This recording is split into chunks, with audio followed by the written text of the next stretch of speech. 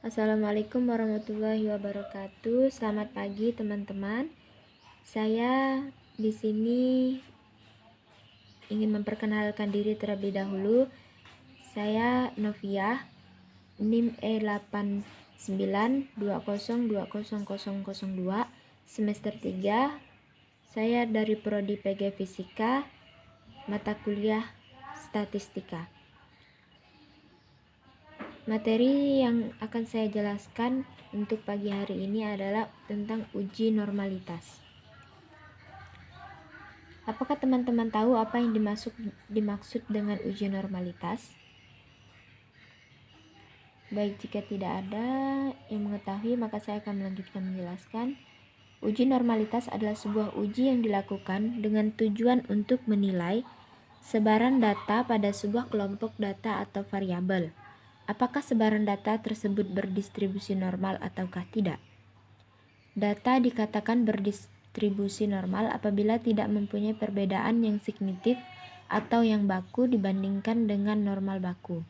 Jika menggunakan uji statistik, misalnya menggunakan uji Kolmogorov-Smirnov, variabel dikatakan berdistribusi normal jika nilai signifikasinya lebih dari atau sama dengan 0,05. Sebaliknya, jika signifikasi kurang dari 0,05, maka variabel atau data dinyatakan tidak berdistribusi normal. Baik, saya lanjutkan. Apa penyebab data tidak berdistribusi normal?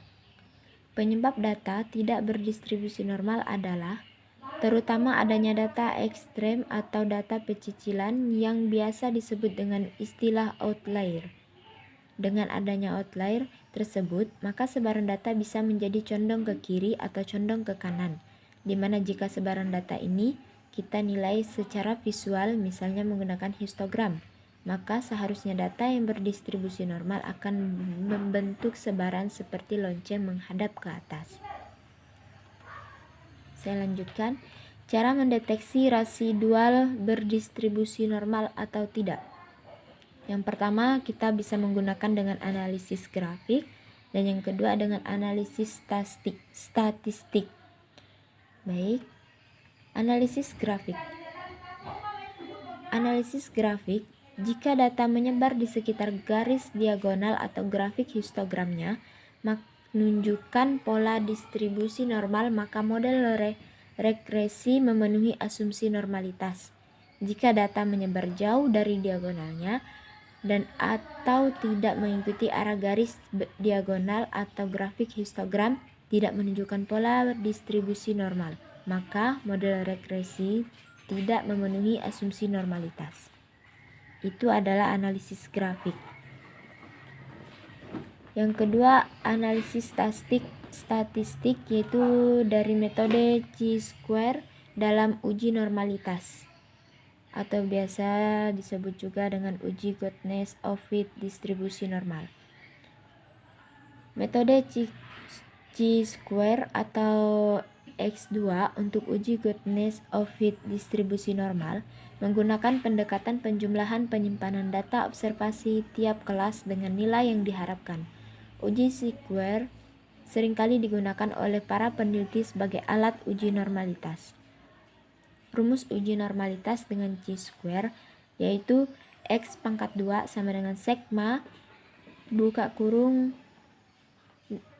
O I dikurang EI tutup kurung dibagi EI, yaitu keterangannya X2 sama dengan nilai X2 nya, OI sama dengan nilai observasi, EI atau nilai expected atau harapan, luasan interval kelas berdasarkan tabel normal dikalikan N, total frekuensi dibagi pi x N. N-nya yaitu banyaknya angka pada data atau total frekuensi. Baik, untuk syarat uji chi-square dalam nilai normalitas yaitu persyaratan metode chi-square uji goodness of fit distribusi normal. Yang pertama yaitu data tersusun berkelompok atau dikelompokkan dalam tabel distribusi frekuensi. Yang kedua, cocok untuk data dengan banyaknya angka besar, yaitu N-nya lebih besar dari 30. Yang ketiga, setiap sel harus terisi, yang kurang dari 5 digabungkan. Yang kedua, untuk analisis statistik, yaitu uji Kolmogorov-Smirnov, yaitu apabila nilai signifikasinya lebih besar dari tingkat signifikasi yang telah ditentukan, maka dapat disimpulkan bahwa residual berdistribusi normal berlaku sebaliknya. Pengujian Kolmogorov-Smirnov digunakan untuk sampel data yang berukuran lebih dari 2000 sampel, sehingga disarankan untuk menggunakan uji Kolmogorov-Smirnov untuk data di atas 50 sampel. Dalam pengujian suatu data dikatakan berdistribusi normal apabila nilai signifikasinya lebih dari 0,5. Baik, saya akan lanjutkan. Analisis statistik uji Lilliefors. Uji Lilliefors digunakan untuk menguji apakah data itu berdistribusi normal atau tidak. Terdapat persyaratan untuk menggunakan metode Lilliefors ini, yaitu yang pertama, data berskala interval atau rasio, atau biasa juga disebut kuantitatif. Yang kedua, data tunggal atau belum dikelompokkan pada tabel distribusi frekuensi.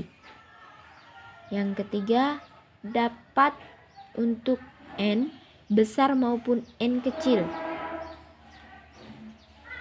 Dan untuk analisis statis yang terakhir yaitu uji Jerquibera. Jerquibera adalah salah satu uji normalitas jenis Goodness of Fit test yang mana mengukur apakah squeeze dan kurtosis sampel sesuai dengan distribusi normal. Nah, baik, sekian materi saya untuk uji normalitas. Saya ucapkan terima kasih dan selamat pagi.